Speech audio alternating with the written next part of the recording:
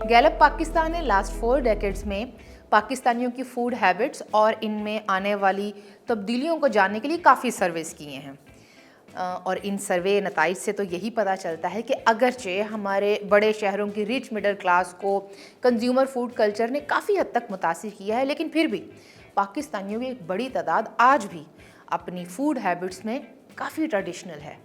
आप ये फैक्ट्स ही देख लीजिए कि आज भी 100 में से 41 पाकिस्तानी अपने दिन का आगाज़ लच्छेदार पराठे की दीवाना बना देने इश्तिहा इश्तिहाअंगेज़ खुशबू से करते हैं।